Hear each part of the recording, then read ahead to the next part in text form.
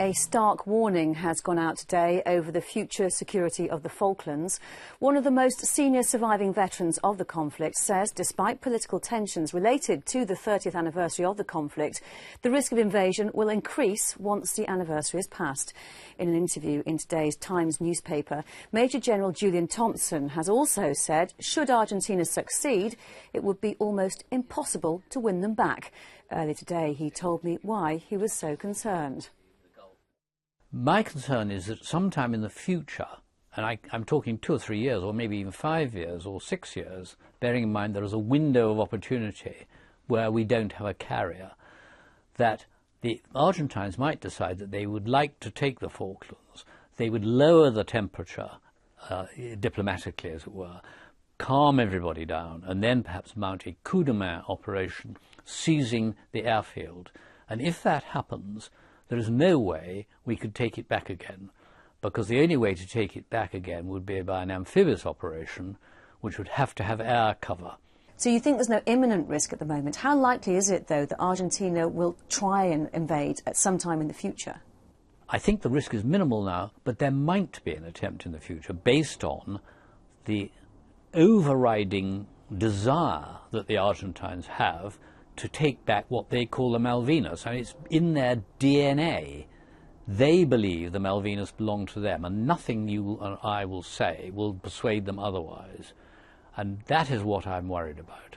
You said that should Argentina be able to take the military base on the East Island, that it would be the end of the story. How easily could they do that?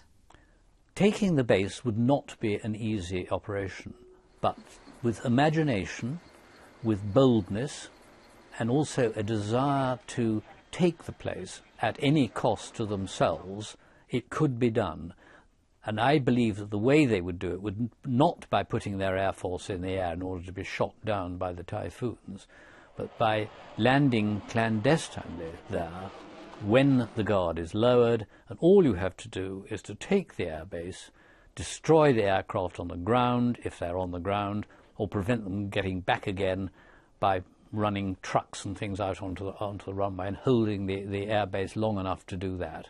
In deciding that there would be no carrier strike capability for 10 years, the government obviously thought in the SDSR that the risk of the Falklands was an acceptable risk. Do you think they were right? I don't think the decision to dispense with a carrier in SDSR was correct. I believe they were badly advised and they were told that it could be done. And after all, the previous Secretary of State of Defence is quoted as saying we can go anywhere in the world because of our overflying and basing rights. Well, I have to say I'm afraid that's incorrect, because you can't go anywhere in the world, particularly down into the South Atlantic, because no one in South America is going to give you overflying rights or basing rights, and Ascension Island is too far away. Talking to the Falkland Islanders, as we have done recently, they seem very content with the security of the islands. The Falklands are clearly very well protected. There are the typhoons, there's radar, there's a constant patrol ship, and of course heaven knows what there is under the water. Why is that not enough? Well, I think that they are right to be content at the moment. What I'm saying is that there could be pressure on the British defence budget in the future, which says, OK, well, let's just try and put less people down there. Let's take away the patrol ship. Let's not have a submarine down there, and we don't have a submarine down there all the time. And I can't tell what's going to happen in the future.